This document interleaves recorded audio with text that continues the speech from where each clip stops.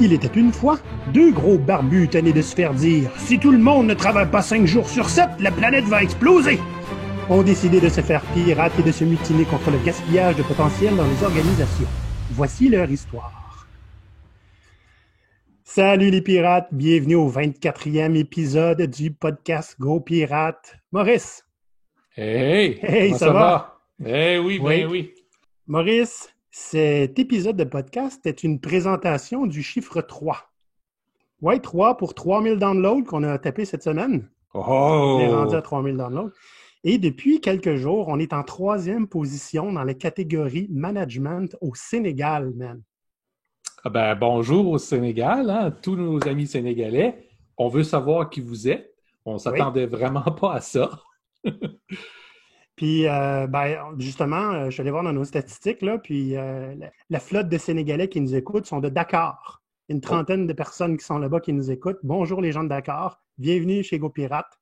Puis, bien, faites comme chez vous. Fait que Maurice, aujourd'hui, la thématique de notre podcast, c'est le secret des semaines de travail de 4 jours. Ça existe, ça? Ouais, Mes semaines de travail, ils ont tendance à avoir 8 jours, pas 4. Oui, mais tu travailles des demi-journées puis tu fais une journée à chaque. Hey!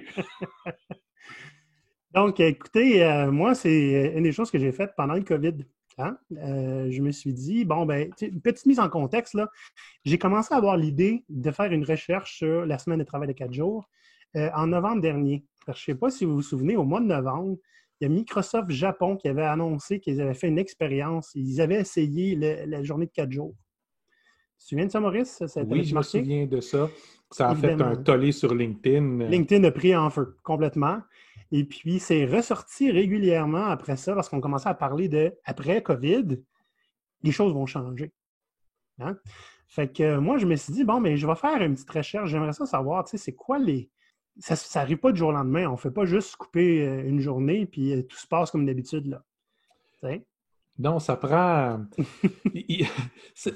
au moins une notion de qu'est-ce qu'est le travail. Parce que de l'ouvrage, il va en avoir pour 5 jours par semaine au moins, à 40 heures par semaine et plus. Il va en avoir pour l'éternité, tant qu'à moi, là. C'est ça.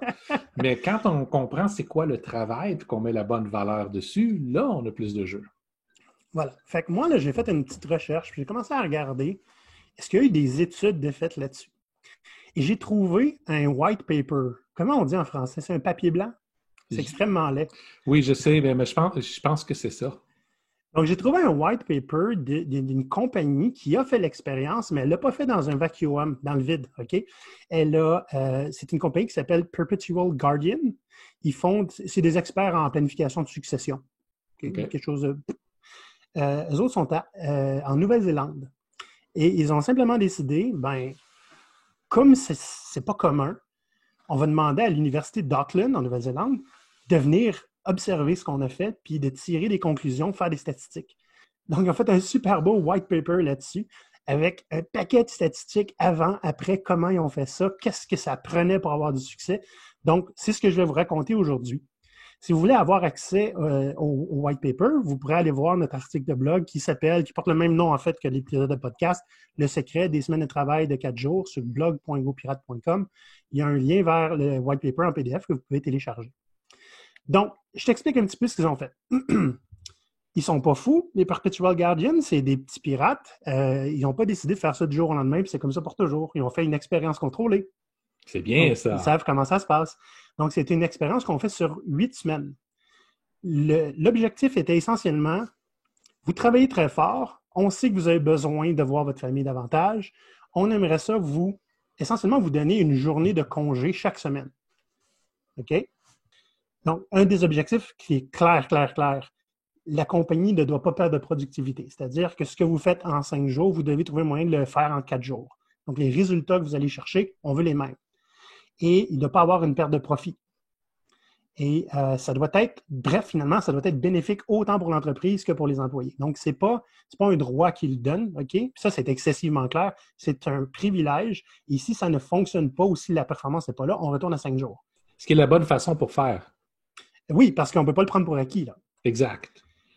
À la fin de l'expérience, le PDG de Perpetual Guardian, qui s'appelle Andrew Barnes, il a dit, non seulement je suis surpris qu'on ait trouvé le moyen de faire 5 jours de travail en 4 jours, mais on a même trouvé le moyen de le faire mieux. Ça, c'est pas mal intéressant comme statement. Là. Oui, oui, Donc, c'est important. ouais. La raison pourquoi ils ont voulu tenter ça, c'était basé sur des théories, des hypothèses puis des faits. L'Américain moyen travaille en moyenne 8,8 heures par jour. C'est quand même beaucoup, hein? 8,8 heures. Oui, c'est énorme, surtout sur 5 jours. On s'entend, là, il y a un niveau de fatigue qui va être constant, là. Et les études montrent, dans le white paper, là, les études, il y a des références puis des sources, vous pouvez aller voir. Les études montrent que mais l'Américain moyen, sur ses 8,8 heures par jour, il est productif 3 heures par jour. Une autre étude d'Angleterre, elle a dit c'est 2,5 heures par jour. Ça fait mal, hein? Ça fait mal! Les mêmes études ont fait des sondages auprès d'employés, OK, aux États-Unis. 79% des personnes qui ont répondu au sondage ne se trouvaient pas productives dans une journée ordinaire. Et il y a 54% des répondants qui trouvaient que, tu sais, les distractions, là, les affaires qui nous rendent pas productifs, genre les médias sociaux, lire quelque chose, chatter avec quelqu'un ou texter sa femme, OK, ça rendait la journée plus tolérable. Ben, c'est un rythme de vie qui est plus humain. Pensez-y, on a besoin d'avoir des coupures constantes pour ne pas souffrir d'épuisement. Se changer les idées 2 secondes. C'est une des raisons pour lesquelles, dans beaucoup de bureaux, il y a des murs et des couleurs différentes, que tu puisses regarder un ou l'autre, histoire de faire un peu de variété pour ton pauvre petit cerveau. L'importance des pauses café. Exact. Exact. On n'en a pas assez. Puis il faut les prendre, ce qu'on ne fait pas non plus souvent. 10 minutes par heure, c'est rare que les gens le font. Hein? Oui. C'est ce qu'ils proposent, là, 10 minutes par heure pour vraiment, pas juste ne pas regarder ton écran, mais interagir un peu avec tes collègues, tout ça, respirer. Et pour continuer, l'expérience prend en compte 2 autres théories. OK? Est-ce que tu connais la loi de Parkinson? Non. Plus on a de temps, plus ça va prendre de temps. Ah, donc, oui, si on a 2 semaines pour faire un travail, ben, on va trouver moyen de remplir les 2 semaines parce que ben, on les a. Pourquoi ne pas prendre 2 semaines si on les a? Même si c'est 3 jours. C'est que si tu le fais plus vite, c'est que tu le sais qu'ils vont juste te rajouter autre chose. Puis s'ils n'ont rien à te rajouter, ils vont te rajouter du busy work, hein, du travail avec aucune espèce de valeur pour te tenir occupé. Voilà. Et l'autre loi, ben, c'est simplement la loi du 80-20. Donc, la loi selon laquelle 80% de la productivité peut se faire dans 20% du temps et le reste, c'est du bruit. N'est-ce pas? Et oui. Donc, ça, c'est les fondations sur lesquelles sont basées les expériences. Maintenant, l'expérience qu'ils ont faite. Il y avait 4 prérequis et quelques règles. Okay? Les 4 prérequis nécessaires selon Perpetual Guardian, ça prend une ligne directrice de productivité. Okay? Un guideline. Dans le fond, là, il faut que l'entreprise ait des règles de base. Ce qui est important, c'est la deuxième, c'est que faut que la culture de l'entreprise soit flexible parce que c'est les gens dans l'entreprise qui vont déterminer ces guidelines-là. Ça ne vient pas d'en haut. Okay? Ah, c'est un point important, ça. Oui, on va en parler plus tard. Ça prend, en troisième lieu, un engagement ferme autant de la direction que des employés. Donc, si la direction n'y croit pas, ça ne marche pas. Si les employés n'y croient pas, ça ne marchera pas non plus. Puis s'ils ne font pas leur part, c'est important que tout le monde de cette expérience-là soit imputable. C'est-à-dire que si elle échoue, c'est la faute de tous ceux qui ont participé, qui n'ont pas mis l'effort qu'il y avait à y mettre, là. Que ce soit par mauvaise volonté ou que ce soit par paresse. Ouais. C'est aussi vrai de la gestion que des employés, ça. Et oui, absolument. Et le 4e prérequis nécessaire, tu vas l'aimer, c'est la volonté de réviser régulièrement les résultats. Ah, mais ça, donc, on s'adapte. C'est la seule façon qu'on est capable de s'améliorer rapidement. On révise, on réajuste le tir. Exact. Comme je disais tout à l'heure, les 3 règles qui sont vraiment nécessaires, parce que là, on a parlé de 4 prérequis, mais là, les règles qui se sont données, c'est qu'il faut être excessivement clair au départ. C'est une expérience de 8 semaines. Tout le monde doit participer. Vous n'êtes pas des enfants, vous êtes des adultes. On s'attend à ce que vous agissez comme tel. Puis, comme j'ai dit tantôt, c'est c'est un privilège. Donc, si au bout des 8 semaines, on n'est pas satisfait des résultats, ça revient comme avant, puis c'est comme ça, là. Fait qu'il faut faire le nécessaire. La deuxième règle, c'est ne pas diriger tout d'en haut. Donc, ce n'est pas la direction qui prétend avoir la solution pour ça. Et ils le savaient. C'est pour ça que je pense que ça a fonctionné. Oui. Il faut être transparent avec les clients. Et pas les regarder dans le noir. Il faut leur dire, pour les 8 prochaines semaines, on essaie quelque chose de nouveau. Ça se peut que, par exemple, je ne sais pas, le support, ça soit un petit peu boiteux, même si on va s'arranger pour être là quand même 24 heures. Tu sais. Ça a tellement bien marché que certains de leurs clients qui ont décidé de tenter l'expérience en même temps qu'eux. Ouh! Intéressant, ça, hein? Ben oui. OK. Fait que là, pendant 8 semaines, ils ont fait des tentatives. Puis, pendant cette expérience de 8 semaines-là, ils ont observé des choses. OK? L'autogestion des initiatives. Ça, c'est-à-dire que, comme je disais tantôt, c'était très clair, c'est les gens qui font le travail qui devaient trouver comment faire 5 jours en 4 jours. Ce n'est pas la direction qui décidait. La direction les aidait à prendre les décisions. Mais la direction s'est mise au support de l'équipe et les initiatives étaient autogérées. Donc, certaines équipes, par exemple, ont proposé aucun meeting plus que 30 minutes. On va voir ce que ça donne. Si on n'est pas capable, on va proposer autre chose. D'autres équipes ont simplement essayé d'éliminer des tâches qui étaient inutiles. Quelque chose, un sujet qu'on parle souvent, Maurice. Ben oui. Donc, les initiatives étaient autogérées par équipe. Les équipes ont commencé à échanger ce qui fonctionnait pour elles et non. Ils ont commencé à essayer différentes choses pendant ces 8 semaines-là. Ce n'était pas juste une chose qu'ils essayaient pendant 8 semaines. Okay? Ils essayaient multiples choses. Ils trouvaient ce qui fonctionnait pour eux. Ils ont observé une augmentation de la confiance. Au début, il y avait des sceptiques parmi les employés. Bon, encore une folie des RH.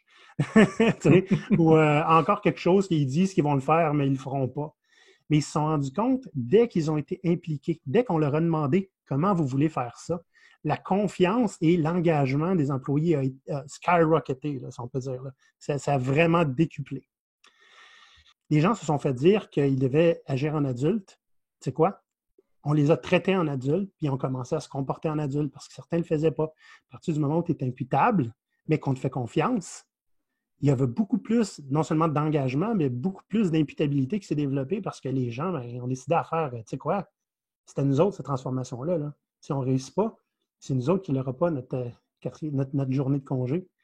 Donc, les gens ont commencé à se comporter comme des adultes, puis ils ont vu une augmentation drastique de la collaboration, des équipes qui ne s'étaient jamais parlé, qui ont commencé à échanger leurs trucs, des gens qui ont commencé à aller voir leur patron alors qu'ils n'allaient jamais les voir, et des patrons qui ont commencé à être au support de leur équipe pour être certains de pouvoir réussir.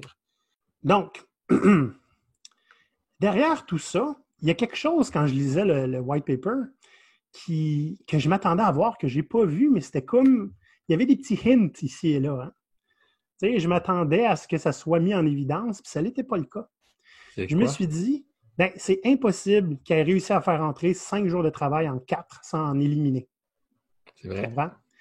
Et puis, évidemment, on n'élimine pas du travail qui est nécessaire pour avoir les résultats. Tu comprends? On le modifie peut-être, qu'on change les tâches, peut-être qu'on optimise la manière dont on travaille.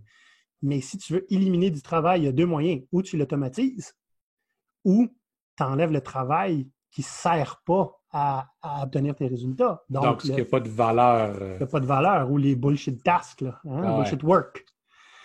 Mais ce n'était pas écrit noir sur blanc là-dedans. Donc, moi, ce que j'ai été faire, tu connais notre valeur de copirate dans notre boussole, Maurice, Fortune favors the bold. Eh oui. La fortune sourit aux audacieux. Je me suis dit, je vais écrire au PDG de la compagnie, puis je vais lui demander. Dans le white paper, il y a un passage super important là, qui a fait en sorte là, que j'ai vraiment allumé, puis il fallait vraiment que j'écrive au président. C'est celui-ci. Okay? Ça dit, le plus gros problème pour toute entreprise envisageant d'adopter la semaine de 4 jours se situe au niveau conceptuel, car notre cadre législatif pour les employés est basé sur le paiement des heures travaillées ou le paiement d'heures fixes. Cette politique remet en question ces normes, car elle met l'accent sur la productivité plutôt que sur le temps passé à travailler. Ouh, c'est important, ça! C'est noir sur blanc, genre la 9e tendance qu'on propose là, d'arrêter de compter les heures, puis la quantité de tâches, puis de vraiment compter c'est quoi la valeur et l'impact du travail. Là. Donc, et la loi n'est peut-être même pas faite pour ça, c'est ça qu'ils disent. Donc, j'ai écrit au président Et je lui ai demandé, est-ce que les employés ont dû automatiser des tâches à moindre valeur ou est-ce qu'ils ont éliminé carrément des tâches qui n'avaient pas de valeur? Et après quelques jours, j'ai eu une réponse parce qu'il était très, très occupé à cause de COVID-19. Il m'a répondu ceci. Une grande partie du processus demandait à ce que les employés portent attention à ce qu'ils faisaient et décident les tâches qu'ils devraient approcher différemment, ainsi que celles qu'ils devaient cesser de faire pour pouvoir faire le travail en 4 jours plutôt que 5. La résultante a été que les activités non productives qui gaspillaient du temps ont été éliminées. Par exemple, meeting trop long, interruption, etc. Oh, c'est important parce que ce sont des choses que les experts, on parle depuis des années. Là. Ben oui, et puis eux autres, ils l'ont figuré par eux-mêmes. Donc, chapeau, je suis vraiment impressionné. Donc, pour moi, je pense que c'était ça l'ingrédient secret de la semaine de 4 jours. Là. Tu ne fais pas juste enlever une journée et puis rien qui change. Il faut que tu revoies, comme tu disais tantôt, il faut que tu comprennes c'est quoi le travail, c'est quoi la productivité, c'est quoi la valeur du travail que tu fais. Tu trouves un moyen d'aborder ça pour le faire rentrer en 4 jours. Il faut que tu co-crées tes nouvelles habitudes de travail, tes nouvelles dynamiques de travail. Co-créer. Le secret, il est là. Parce que là, tu as eu et la direction et les employés qui sont entendus ensemble, puis qui ont adopté une stratégie qu'ils ont déterminée ensemble. Il n'y a personne qui a été une victime dans ce processus-là. Donc, les gens ont créé eux-mêmes le processus, hein? Et l'entreprise, avec quoi? Des gens plus engagés, avec, on va voir les résultats tout à l'heure, des sondages, là, avant et après, OK? Des gens plus engagés, des gens qui sont beaucoup plus heureux, probablement un meilleur taux de rétention, ce qui n'a pas été écrit nulle part. Parce que je veux dire, hey, tu as 4 jours de travail, d'autres, tu partirais-tu vraiment pour une autre compagnie qui te fait faire 5 jours? Tu sais? Oui, bien surtout même... si c'est pas tout le même travail, juste cramé en moins de temps. Oui, exact. Puis est-ce que là, je veux dire, ça, c'est des burn-out garantis, là. Ah oui. Donc, on va voir les résultats de l'expérience en chiffres. C'est ça que ça a été observé par l'Université d'Auckland et une autre entreprise qui a observé aussi, dont je n'ai pas nommé nécessairement parce qu'on n'en parle pas beaucoup. Pendant les 8 semaines, ils ont réussi à maintenir les performances d'une semaine en 4 jours. Donc, ils ont réussi leur défi, leur pari. Le niveau de stress des employés, avant l'expérience, était de 45 % et après l'expérience, était à 38 %. Pas mal. Quand même. La satisfaction de l'équilibre travail-famille, c'est passé de 54 % avant à 78 % après. Mais on s'entend, là, une journée de plus dans la semaine pour être avec ta famille, c'est 50 % de plus que ce que tu as. Une journée de plus dans ta semaine pour être avec ta famille, c'est une journée de congé. Parce qu'il ne faut pas oublier, là, quand on a nos 2 jours de fin de semaine, là, tu passes la moitié de ça à faire essentiellement tout l'ouvrage que tu as à faire autour de la maison. Il disait dans le white paper, d'ailleurs, que la plupart des gens ont ceux qui ont des enfants, les enfants allaient à l'école. Mm-hmm. Donc, au lieu de faire le parent pendant cette journée-là, ils se sont remis à des anciens amours de hobby et de loisirs qu'ils n'avaient pas fait depuis des années. Ils peuvent devenir des personnes. C'est ça. Pas juste des employés, pas juste des parents, des personnes. Ceux avec des enfants plus jeunes ont continué de les envoyer à la garderie pour avoir leur journée, pour pouvoir faire ce qu'ils voulaient faire. Beaucoup ont fait du bénévolat, des choses comme ça. Super intéressant. La perception du leadership dans l'entreprise, là on parle vraiment de direction dans ce cas-là, OK, est passée de 64 % de satisfaction à 82 %. Ça, les boss aiment ça, lire des affaires de même. Oui, ben, plein de boss. On parle pas des patrons, on parle pas des leaders, on parle des boss. Ils vont juste dire, coudonc, ils sont juste contents quand on n'est pas là. Il n'est pas loin d'être la réponse. Ou quand ils sont pas là. La perception de l'engagement au travail est passée de 68 à 88 %.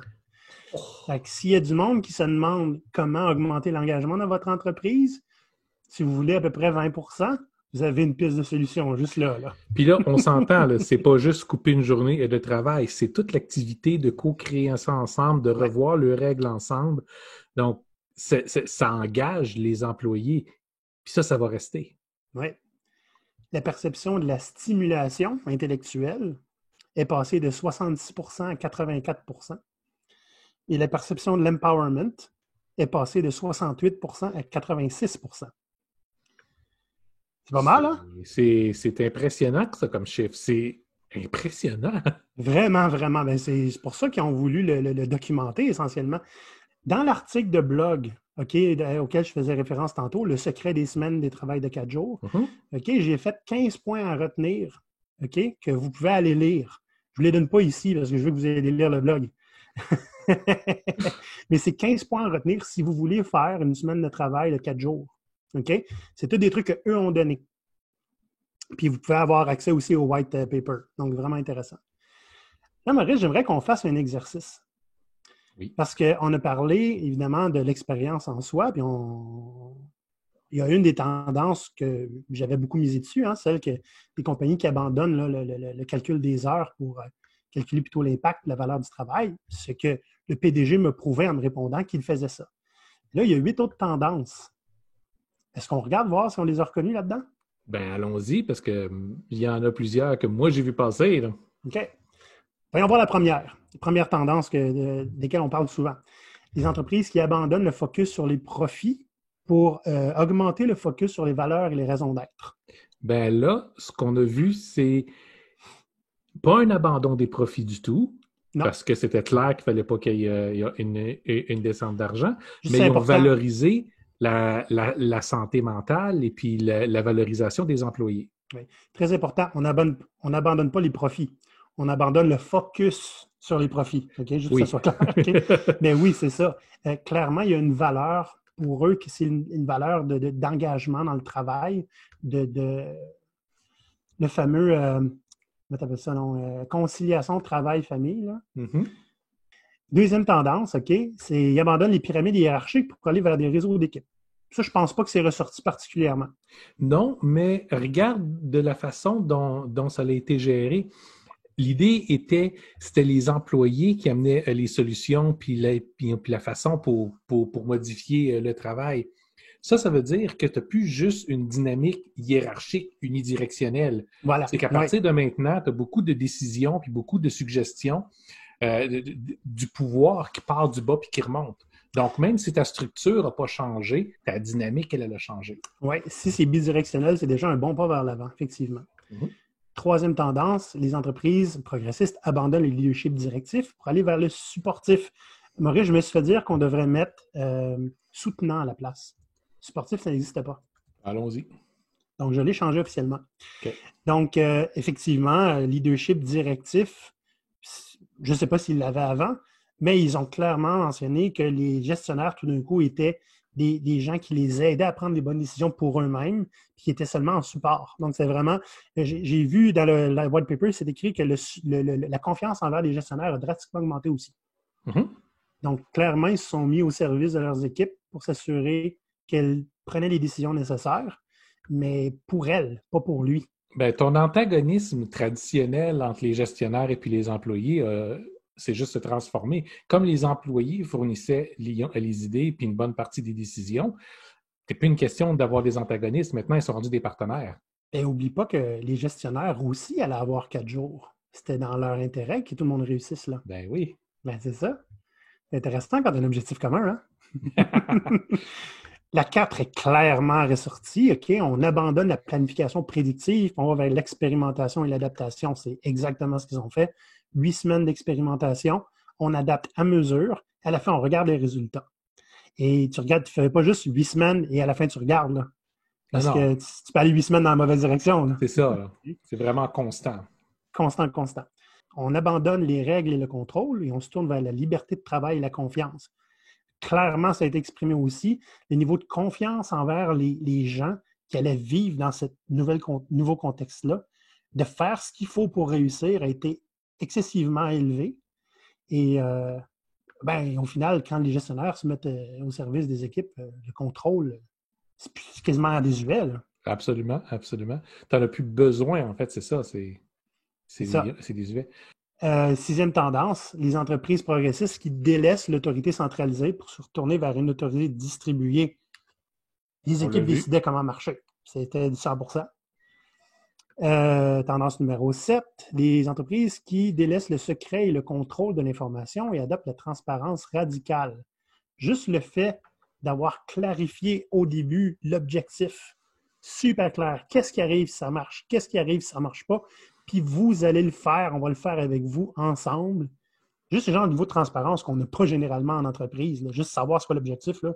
Ben, le fait aussi de prendre les mesures qu'ils faisaient là pour la recherche, ça veut dire que les gens doivent communiquer cette information-là. Fait qu'un niveau de transparence qui n'était pas là avant. Là. Absolument. Tu le dis pas habituellement quand tu n'es pas engagé. Parce que même si c'est anonyme, c'est pas bien long qu'ils vont savoir t'es qui. Oui, effectivement. 8e tendance, la dernière, puisque la 9, on en a déjà parlé, le valeur du travail. 8e, elle délaisse les descriptions de postes statiques, se retourne vers les talents, la maîtrise et les rôles dynamiques. Ça, c'est quelque chose que je n'ai pas été capable de répondre. Il y a quelque chose qui me dit que ça a dû se passer d'une manière ou d'une autre parce que les employés ont commencé à se baquer. OK, fait que si toi, tu prends ta journée mercredi, je peux faire ça, moi, pendant que tu n'étais pas là. Fait que ça demande nécessairement une certaine maîtrise de ce que les autres font. Une certaine diversification. Fait qu'on n'est pas encore très avancé sur la tendance, mais il y a quand même un mouvement qui s'est fait. Ça va favoriser ça. Fait que c'est le fun. C'est vraiment le fun. Est-ce qu'ils ont fait, c'est une application de ce qu'on enseigne? Eh oui. Puis, en fait, le modèle qu'ils ont pris ressemble énormément au modèle que nous, on emmène avec nos clients. Quand on travaille avec eux, on co-crée toutes ces dynamiques-là. Ben, en fait, on les fait co-créer ensemble, toutes leurs dynamiques de travail qui vont être claires et puis explicites pour réussir à atteindre des choses comme ça. C'est vraiment le fun de voir que c'est bien la preuve que c'est pas de la fantaisie. Là, Maurice, au moment de diffuser cet épisode, on commence le déconfinement à Montréal et tout le monde dit les choses vont revenir à la normale. Sauf que non. Il n'y a pas personne qui veut que ça revienne à la normale. C'est-à-dire, on voit là, les statistiques, là, c'est quoi? C'est 40 quelques % des employés qui veulent changer d'emploi. Je me rappelle plus combien de pourcentage qui veulent pas revenir au travail à temps plein. Je lève la main. Non, je lève la main pour ça. Ah oui. Ouais, ben, c'est plate, là, mais toi, tu vas travailler pendant 7 jours. 2 heures par jour, ça me va. Mais tu sais, parce qu'en ce moment, là, on s'entend, les entreprises, la plupart n'ont pas eu le choix de s'adapter. Ils se sont rendus compte que ça peut faire mal, mais ça peut être bénéfique aussi. Les entreprises qui se sont vraiment adaptées, on est beaucoup actifs sur LinkedIn, puis on est connecté avec un paquet de monde. Puis les entreprises qui sont réellement adaptées, pas juste essayer de faire le strict minimum, puis parce qu'ils étaient pris pour avoir des employés qui travaillent à distance, fait comment on fait pour les surveiller plus, puis s'assurer qu'ils travaillent pareil. Là, ceux qui ont vraiment fait une adaptation, comment on change nos dynamiques de travail, ont commencé à aller dans cette direction-là. Pas nécessairement avec les semaines de 4 jours, mais ils seraient capables de s'y rendre sans trop de problèmes parce qu'ils ont déjà mis en place les mécaniques pour réussir quelque chose comme ça. Absolument. Est-ce que tu as vu la publication de Corporate Rebels ce matin sur LinkedIn? Ça disait, c'est quoi le secret pour le télétravail en 3 mots? C'est quoi? We trust you. Puis, tu sais, à partir du moment où tu as réussi à co-créer ta semaine de 4 jours, c'est le même secret pour que ça fonctionne. Absolument.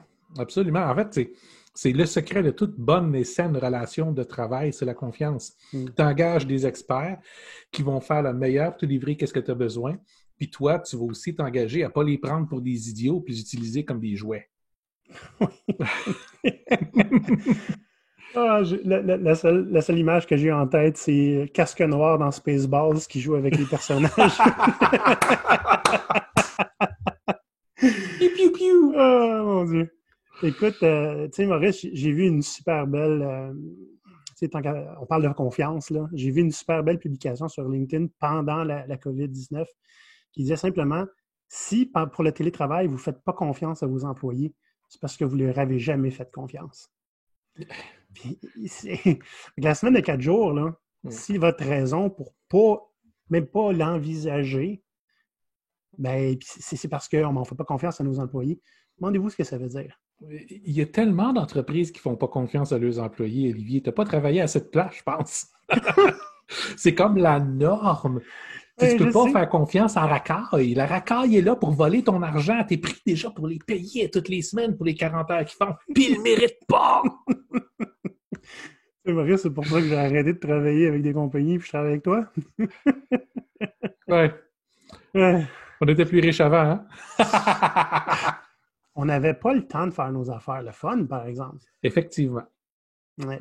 La qualité de vie est Puis, importante. la richesse, c'est pas juste le compte en banque. Hein? Mm. Pas sûr que je serais plus heureux, moi, à passer 50 heures loin de ma famille comme ça par semaine avec le transport. Ben, on a arrêté pour une raison, hein? On savait dans quoi on s'embarquait. Ouais. Bon, ben écoute, Maurice, ça vient du fond du cœur, cette finale-là, surtout la partie Spaceballs. Donc, donc, écoutez, si parmi les auditeurs, il y a des gens qui travaillent dans des entreprises qui font déjà du 4 jours semaine, écrivez-nous. On veut savoir comment ça se passe. Puis, on veut savoir pourquoi vous avez écouté cet épisode-là si vous le faites déjà. Puis si vous ne travaillez pas à 4 jours semaine, mais que vous sentez que ça vous plairait puis que vous n'êtes pas si loin, ben, écrivez-nous un mot. On va parler. Ouais. D'un coup, on serait capable de convaincre votre patron. Vous allez être meilleur que nous pour ça, c'est sûr. C'est vous autres qui le connaissez. Mais il y a de quoi à faire, là, Maurice. Là. Il y a un petit changement de société à faire, là. On est dû pour un changement de société. Je pense que là, les gens ont réalisé à quel point on était dans un, excusez l'expression anglophone, mais un rat race. Peu importe qui on était, peu importe où est-ce qu'on était, tout ce que tu fais, c'est courir pour faire toutes tes heures. Plus personne qui veut ça. Surtout dans des régions, comme on est dans la région de Montréal, pour ceux qui ne connaissent pas, quand tu es à l'extérieur de la ville puis tu vas travailler à tous les matins, on parle que ça peut des fois être quelques heures de transport en commun pour se rendre. Ça peut être 2 heures de voyagement là, pour se rendre au boulot, matin comme soir. Là. Fait que c'est pas plaisant. Là. C'est du temps pour lequel on n'est pas compensé. Puis même si on était payé pour, on n'est pas payé assez cher pour ça.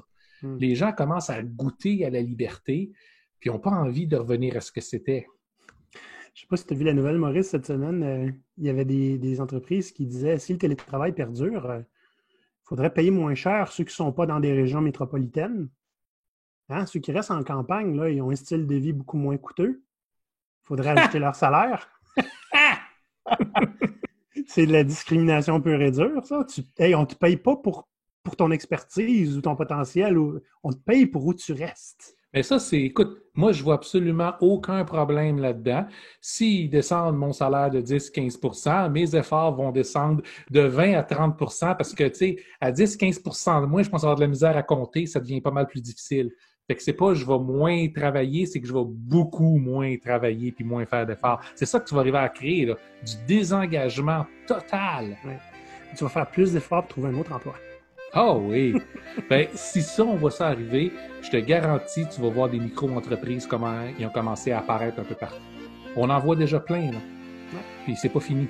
C'est pas fini. C'est un pari, Maurice.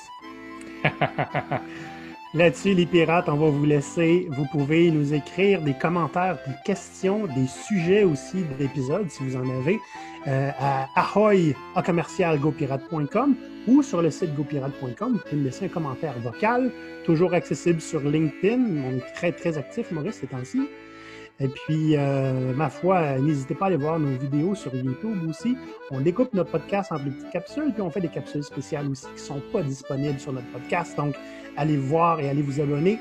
Abonnez-vous, c'est important. Oui, on like, on abonne, puis pour le podcast, on laisse une critique. C'est quelques secondes pour vous. Pour nous, ça fait une grosse différence parce que comme ça, les gens vont nous découvrir plus facilement. Oui, puis si vous ne le faites pas, Maurice va avoir de la peine, puis on ne veut pas ça. Merci beaucoup les pirates et on vous souhaite le bonjour et à le prochain épisode. Bonne soirée.